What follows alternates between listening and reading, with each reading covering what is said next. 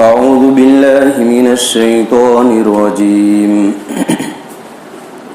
بسم الله الرحمن الرحيم قل أعوذ برب الفلق من شر ما خلق ومن شر غاسق إذا وقب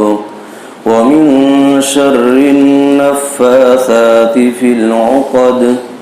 ومن شر حاسد إذا حسد۔ ترجمہ: شروع اللہ کے نام سے جو بڑا مہربان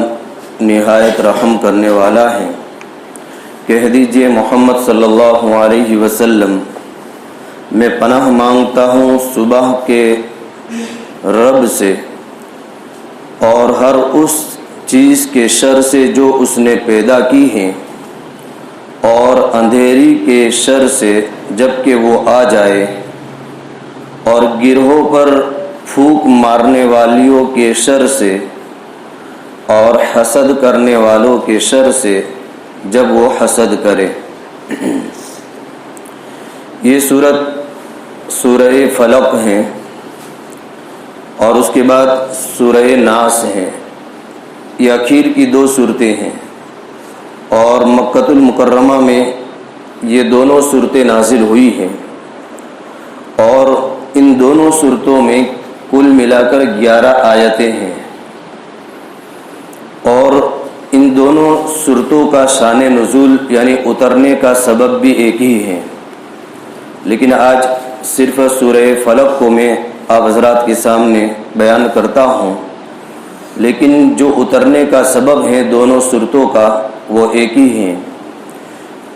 سب سے پہلے آپ کے سامنے ترجمہ پیش کیا، اور ان دونوں صورتوں کے اندر پناہ مانگنے کو کہا گیا ہے، اور اس میں دنیاوی اعتبار سے بھی نجات ہے اور اخروی اعتبار سے بھی کامرانی اور کامیابی ہے۔ اترنے کا سبب کیا ہے کہ ایک یہودی لبید ابن عاصم جس کا نام ہے، اور بنی زریق میں سے یہودیوں کا جو خاندان ہے اس میں سے ایک یہودی جس کا نام لبید ابن عاصم ہے، جس نے ہمارے نبی صلی اللہ علیہ وسلم پر جادو کیا، اور اس کی وجہ سے آپ صلی اللہ علیہ وسلم مسلسل 6 مہینے تک بیمار رہے، تکلیف کے اندر رہے اور پریشان رہے، اور جادو ایسا تھا کہ بعض وقت آپ صلی اللہ علیہ وسلم نے کوئی کام کیا نہیں ہوتا اور آپ کو ایسا محسوس ہوتا تھا کہ میں نے فلاں کام کر لیا ہے، یعنی ذہنی اعتبار سے آپ کو ایسا لگتا تھا کہ میں نے فلاں کام کر لیا ہے، حالانکہ وہ کام ہوا نہیں ہوتا۔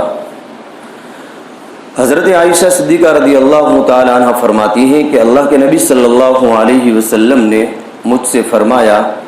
کہ میں رات کو سویا ہوا تھا اور میں نے اللہ سے دعا کی تھی کہ مجھے پتہ چل جائے کہ یہ حقیقت میں کیا ہے۔ اللہ تعالیٰ سے دعا کی، ہمارے آقا صلی اللہ علیہ وسلم آرام فرمانے لگے۔ آپ سوئے ہوئے تھے کہ آپ کو خواب کے اندر 2 آدمی آپ کے پاس میں آئے، اور ایک آدمی آپ کے سر کے پاس میں بیٹھ گیا اور دوسرا آدمی آپ کے پیر کے پاس میں بیٹھ گیا۔ اب یہ دونوں آدمی ایک دوسرے سے پوچھ رہے ہیں، سر پر بیٹھنے والا پیر والے سے اس طریقے سے پوچھ رہے ہیں کہ اس آدمی کو کیا تکلیف ہے، تو دوسرے نے کہا کہ ان کے اوپر جادو ہوا ہے۔ تو پھر پوچھا کہ کس چیز پر جادو کیا گیا ہے، تو کہا کہ بالوں کے اوپر، سر کے بال ہوتے ہیں، بالوں کے اوپر جادو کیا گیا ہے۔ پھر کہاں گیا، دوسرے سے پوچھا جو سر پر بیٹھنے والا تھا اس نے کہ یہ جادو کس نے کیا ہے، تو کہ لبید ابن عاصم یہودی نے۔ پھر کہا کہ یہ کون سے کنویں کے اندر ہیں، کون سی جگہ کے اوپر یہ جادو یعنی کہ دفن کیا گیا ہے، ڈالا گیا ہے، تو کہا کہ زروان نامی کنویں کے اندر اس کو داخل کیا گیا ہے۔ خیر یہ بات اللہ کے نبی صلی اللہ علیہ وسلم کو خواب کے اندر بتا دی گئی، اور حضرت عائشہ صدیقہ رضی اللہ تعالی عنہ فرماتی ہیں کہ جب اللہ کے نبی صلی اللہ علیہ وسلم کو معلوم ہو گیا، اللہ کے نبی صلی اللہ علیہ وسلم کو معلوم ہو گیا کہ فلاں نے جادو کیا ہے اور یہاں پر یہ چیز ہے اور اس پر جادو کیا گیا ہے، لیکن اللہ کے نبی نے جادو کرنے والے سے انتقام اور بدلہ نہیں لیا، بلکہ اس کا چرچا کرنا بھی گوارا نہیں کیا کہ جب مجھے پتہ چل گیا تو اب میں اس شر اور برائی کو اور اس کو کیوں پھیلاؤں، اس کا چرچا کیوں کروں۔ آپ نے اس کو وہیں پر دفن کر دیا، اور اللہ کے نبی صلی اللہ علیہ وسلم کو جب یہ بات معلوم ہو گئی تو آپ تندرست ہو گئے، آپ شفایاب ہو گئے۔ اور حضرت عائشہ رضی اللہ تعالیٰ عنہ فرماتی ہیں کہ اللہ کے نبی نے صحابہ کو بھیجا کہ جاؤ اس کنویں کے پاس جس کنویں کے اندر یہ جادو ڈالا گیا ہے۔ صحابہ رضی اللہ تعالیٰ عنہم وہاں پر گئے، اور جا کر کے صحابہ رضی اللہ تعالیٰ عنہم نے اس کنویں کے اندر سے اس چیز کو نکالا جس بالوں کے اندر جادو کیا گیا تھا، تو آپ شفایاب ہو گئے، آپ شفایاب ہو گئے۔ اور آپ کا حال ایسا ہو گیا کہ جیسے کوئی آدمی رسی میں بندھا ہوا ہو اور اس کو کیسے چھوڑ دیا گیا ہو اور آزاد ہو گیا ہو، ایسے اللہ کے نبی صلی اللہ علیہ وسلم اپنی بیماری سے شفایاب ہو گئے۔ اب آگے سنیے، حضرت زید بن ارقم رضی اللہ تعالی عنہ فرماتے ہیں کہ اللہ کے نبی صلی اللہ علیہ وسلم کے پاس میں جبرائیل علیہ السلام آئے، اور حضرت جبرائیل علیہ السلام نے آ کر کے اللہ کے نبی سے فرمایا کہ فلاں یہودی نے آپ پر جادو کیا ہے، اور فلاں یہودی نے آپ کے بالوں کے اندر گرہیں لگائی ہیں، گاٹھ جس کو بولتے ہیں ہم، گرہیں لگائی ہیں، اور فلاں کنویں کے اندر ہیں۔ اللہ کے نبی صلی اللہ علیہ وسلم نے جب صحابہ کو وہاں پر بھیجا زروان نامی کنویں کے اوپر، تو وہاں دیکھا تو اس کنویں کا پانی لال تھا، جیسا کہ مہندی ڈالی گئی ہو، بالکل لال پانی ہو چکا تھا۔ اور وہاں کے پاس میں جو کھجور کے درخت تھے ان کا حال ایسا تھا جیسے کہ شیطان کے سر ہو، جیسے کہ شیطان کے سر ہو، اس طریقے سے ان کھجوروں کا جو وہاں پر درخت تھے ان کا یہ حال تھا۔ اللہ کے نبی صلی اللہ علیہ وسلم نے پتہ چل گیا، اللہ کے نبی صلی اللہ علیہ وسلم کو پتہ چل گیا کہ فلاں نے یہ کیا ہے، لیکن اللہ کے نبی صلی اللہ علیہ وسلم نے اس یہودی کو نہ کبھی اپنے پاس میں بلایا، اور نہ وہ یہودی کبھی نبی صلی اللہ علیہ وسلم کے پاس میں آیا۔ یہ ایک طرف آپ صلی اللہ علیہ وسلم کے بلند اخلاق کی تعلیم بھی ملتی ہے کہ آپ کے اخلاق کیسے تھے، کہ آپ کے اوپر ایسا حال ہوا لیکن اس کے باوجود بھی آپ نے انتقام نہیں لیا۔ اسی طریقے سے لکھا ہے کہ ایک کھجور کا گچھا کنویں میں سے نکلا، کھجور کا، روح المعانی کے اندر لکھا ہوا ہے، ایک کھجور کا گچھا نکلا جس کے اندر آپ کے کنگن، جو کنگھی ہوتی ہے، داتیا جس کو ہم بولتے ہیں، وہ کنگھی بھی تھی، اور اس کے ساتھ میں آپ کے سر مبارک کے بال بھی تھے، اس میں گیریں لگی ہوئی تھی، اور سوئیاں بھی اس کے اندر لگی ہوئی تھی، سوئیاں بھی اس کے اندر گڑی ہوئی تھی، اور موم کی شکل کے اندر اللہ کے نبی صلی اللہ علیہ وسلم کی تصویر بھی اس میں بنی ہوئی تھی، اس کھجور کے گچھے کے اندر، اور اس غلاف کے اندر اس کو پیک کر کے کنویں کے اندر پتھر کے نیچے رکھا گیا تھا۔ غلاف یعنی جو کھجور جس کے اندر پکتا ہے اس کا جو اوپر کا چھلکا ہوتا ہے اس کو غلاف کہتے ہیں، اس کے اندر یہ ساری چیزیں رکھی ہوئی تھی، اور اس کے اندر 11 گیریں لگی ہوئی تھی۔ یہ جو قل اعوذ برب الفلق ہیں اور قل اعوذ برب الناس جو ہیں اس میں 11 آیتیں ہیں۔ یہ جو 11 گیریں آپ کے بالوں کے اندر لگی ہوئی تھی، تو اسی کے لیے یہ 11 آیتیں آپ نے پڑھی۔ حضرت جبرائیل علیہ السلام لے کر کے آئے۔ جب یہ آپ پر جادو ہوا تو اللہ کے نبی صلی اللہ علیہ وسلم کے پاس میں یہ 2 صورتیں لے کر کے آئے جس میں 11 آیتیں ہیں۔ آپ صلی اللہ علیہ وسلم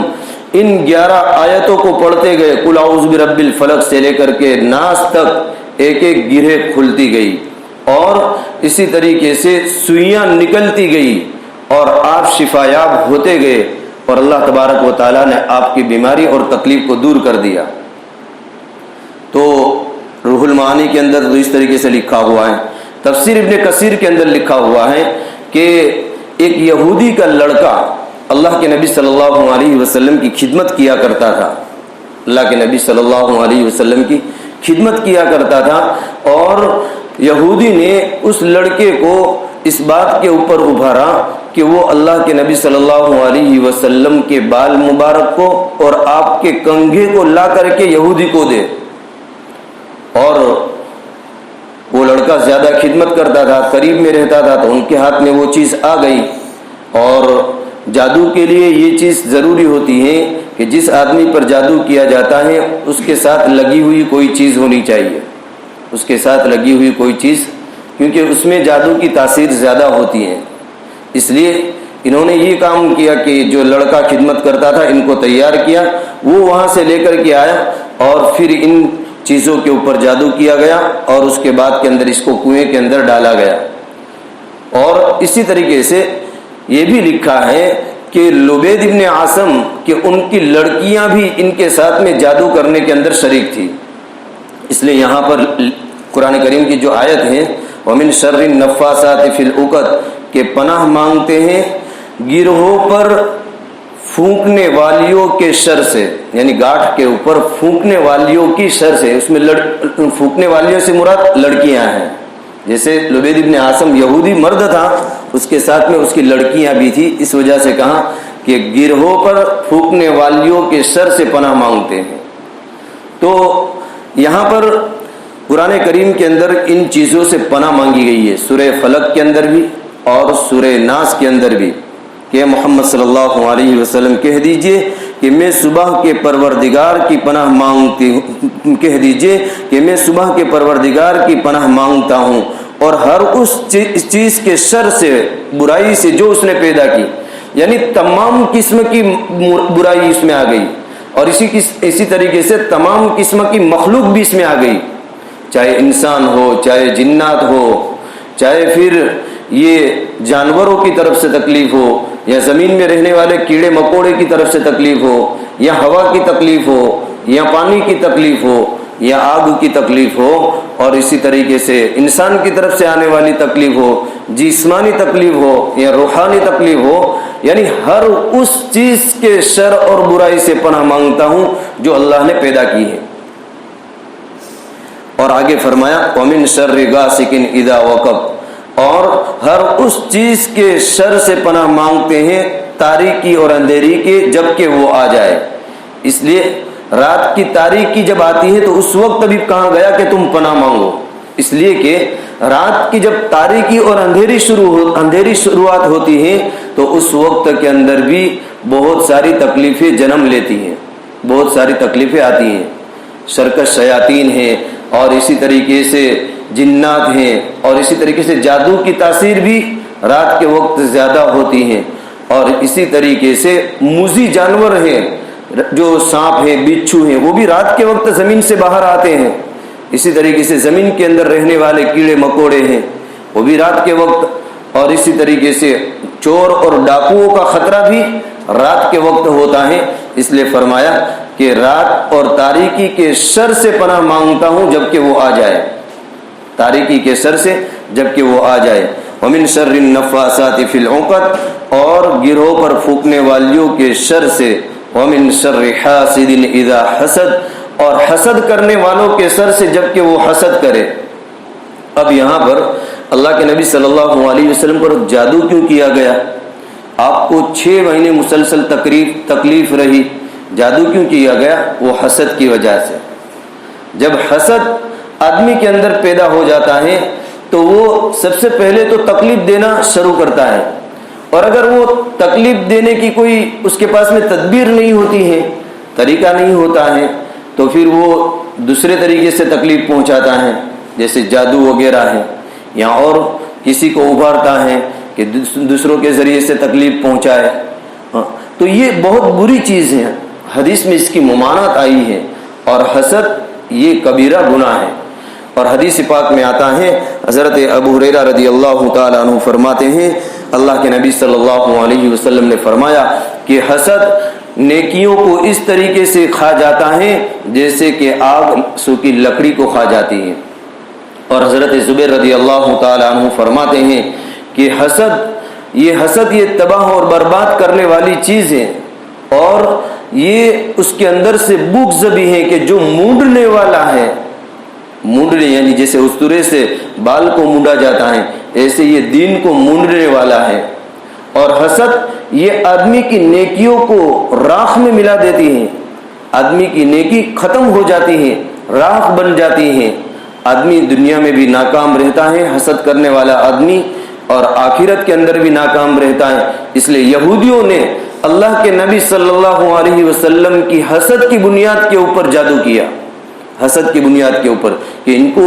کیوں نبی بنا کر بھیجا گیا، اور ان کو کیوں کمالات دیے گئے، ان کو کیوں خوبیاں دی گئی۔ اور آج بھی دنیا میں ایک دوسرے سے جو حسد کیا جاتا ہے، اسی چیزوں کی بنیاد کے اوپر حسد کیا جاتا ہے کہ فلاں کو کیوں ڈگری ملی، فلاں کو کیوں عزت ملی، فلاں کو کیوں مال مل گیا، اور فلاں کو اللہ نے کیوں خوبصورتی دے دی،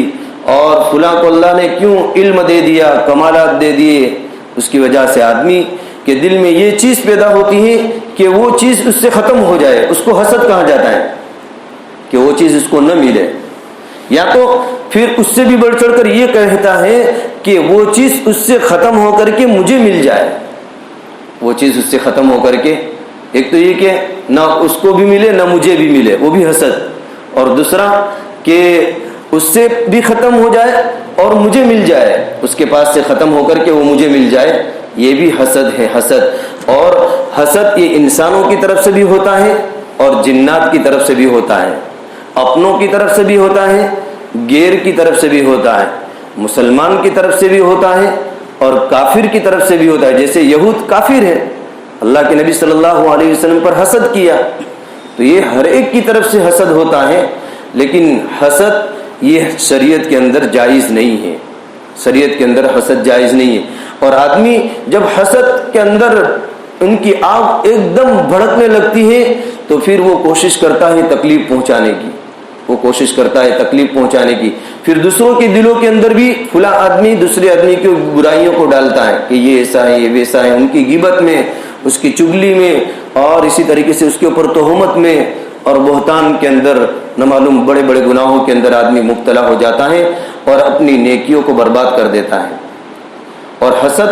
کرنے والا جب حسد کرتا ہے نا تو سامنے والے کا تو کچھ بھی نہیں بگڑتا ہے، لیکن وہ خود اپنے حسد کی وجہ سے اپنے دل کے اندر آگ کو بھڑکاتا ہے اور خود برباد ہوتا ہے۔ دوسرے کو تو کچھ بھی نقصان نہیں ہوتا ہے، لیکن اس کا عذاب اس کو نقد یہ ملتا ہے کہ وہ خود اندر اندر یعنی کہ آگ اس کے اندر بھڑکاتا رہتا ہے اور وہ خود برباد ہوتا ہے۔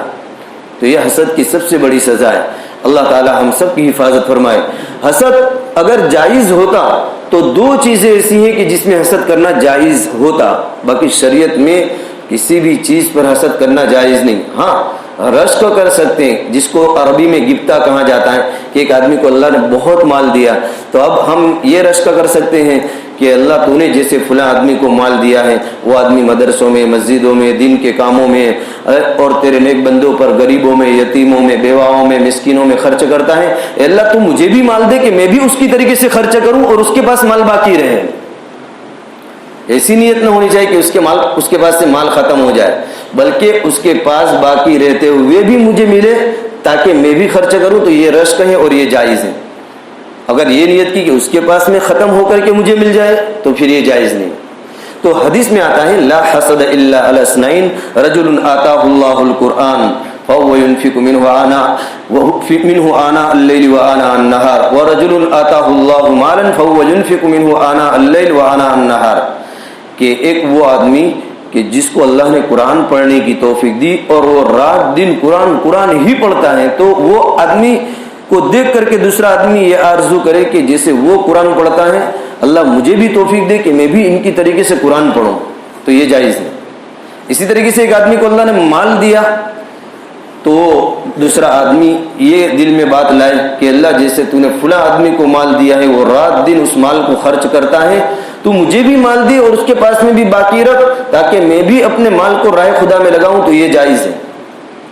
یہ جائز ہے، باقی حسد کرنا جائز نہیں ہے۔ تو یہ 2 صورتیں ہیں، اس میں 11 آیتیں ہیں۔ اللہ کے نبی پر حسد کے بنیاد کے اوپر جادو ہوا، اور جادو یہ بہت بری چیزیں، جادو کرنے والے کا انجام دنیا میں بھی خراب ہے، آخرت میں بھی بربادی ہے، اور جادو کرنے والا آدمی اس کی شب برات میں بھی مغفرت نہیں ہوتی ہے، جادو کرنے والے کی شب برات کے اندر بھی مغفرت نہیں ہوتی ہے۔ اور کسی کو تکلیف دے کر کے، کسی کے اوپر جادو کر کے اپنی زندگی کو سکون محسوس کرنا،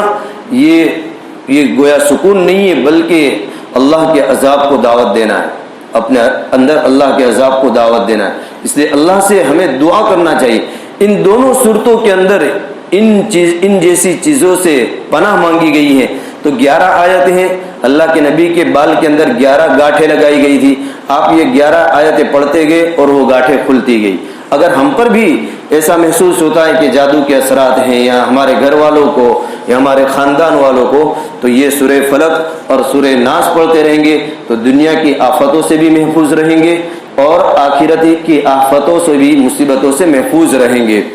اب کل انشاءاللہ سورہ ناس کو میں آپ کو سناؤں گا، اور اس کے ساتھ میں دونوں صورتوں کے فضائل بھی آپ کو بتلاؤں گا، لیکن آج اس کے 2 فضائل میں آپ کے سامنے پیش کرتا ہوں، سورہ فلق اور سورہ ناس کے، کہ حضرت عائشہ رضی اللہ تعالیٰ عنہ فرماتی ہیں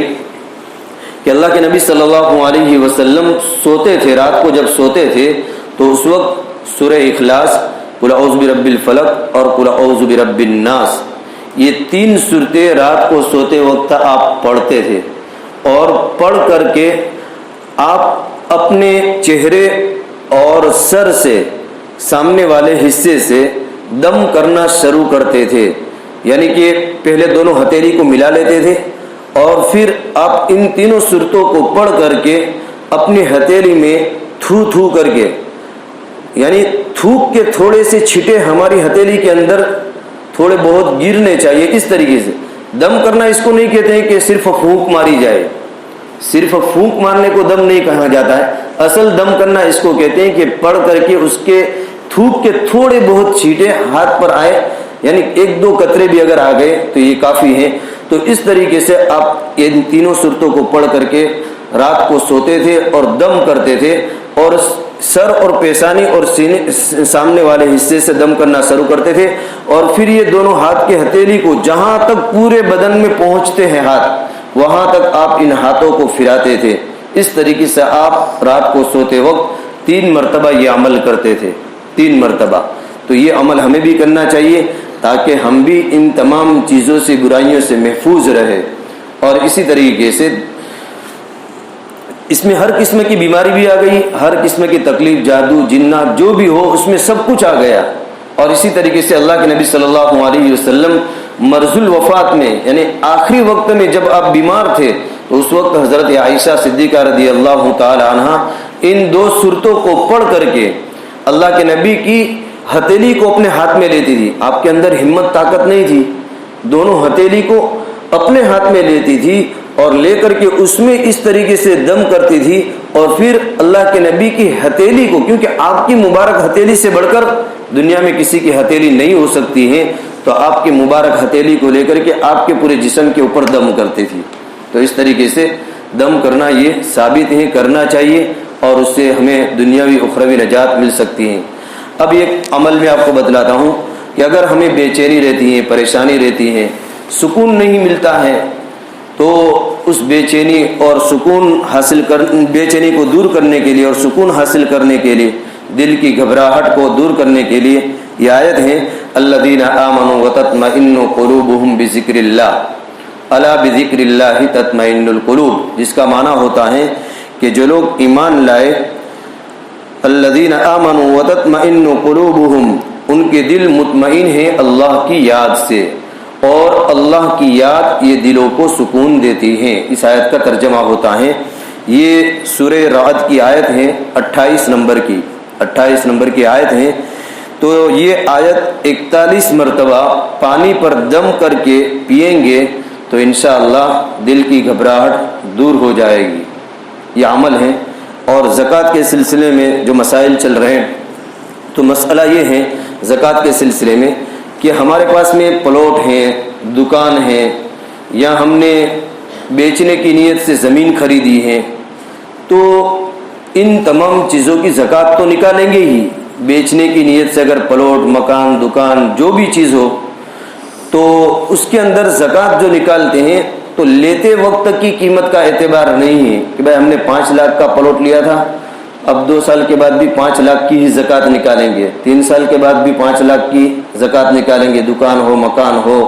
جو بھی ہو. بلکہ اس وقت جب زکوٰۃ نکال رہے ہیں اس وقت دیکھیں گے کہ اس کی کیا قیمت ہے. چاہے 5 لاکھ کا پلاٹ لیا ہو، دکان لی ہو، زمین لی ہو، لیکن اگر 15 لاکھ کی اس وقت بولی جا رہی ہے،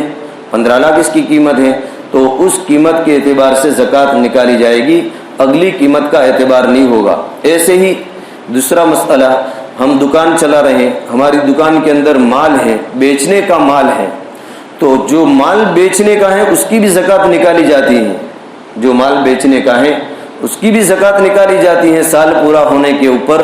تو اس مال کے اندر بھی خریدی قیمت کا اعتبار نہیں ہے کہ بھائی ہم نے اتنے میں خریدی کی ہے، اتنے میں یہ چیز پڑی ہے تو اس حساب سے زکوٰۃ نکالیں گے، نہیں. بلکہ اس وقت مارکیٹ میں اس کا کیا بھاؤ چل رہا ہے، اگر میں بیچوں گا تو کیا قیمت آئے گی، اس حساب سے سرواڑا کر کے اور حساب کر کے ہم زکوٰۃ نکالیں گے تو ہماری زکوٰۃ نکلے گی. ورنہ خریدی قیمت تو ہم کو 50 میں آئی ہے اور ہم 100 روپے میں بیچ رہے ہیں تو 50 کے حساب سے ہم نکالیں گے تو یہ زکوٰۃ ہماری صحیح معنوں میں نہیں نکلے گی. تو ان چیزوں کا خاص کر کے خیال رکھا جائے. اللہ تعالیٰ سے دعا کریں اللہ تعالیٰ کہی سنی باتوں پر عمل کی توفیق عطا فرمائے.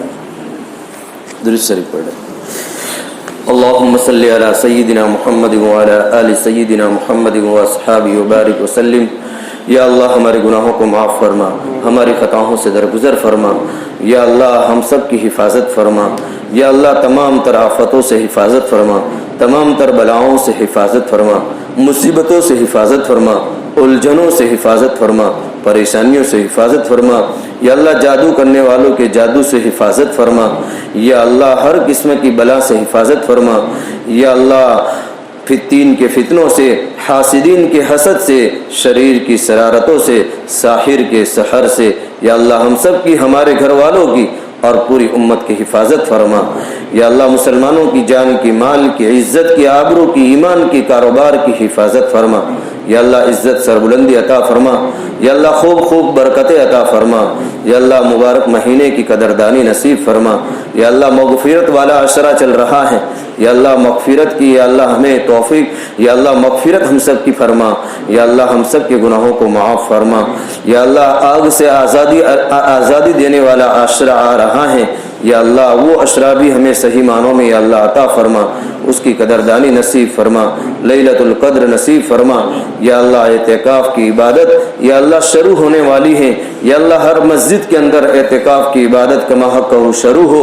ایسے فیصلے فرما. یا اللہ لوگوں کو اعتکاف میں زیادہ سے زیادہ بیٹھ کر دعائیں کرنے کی توفیق عطا فرما.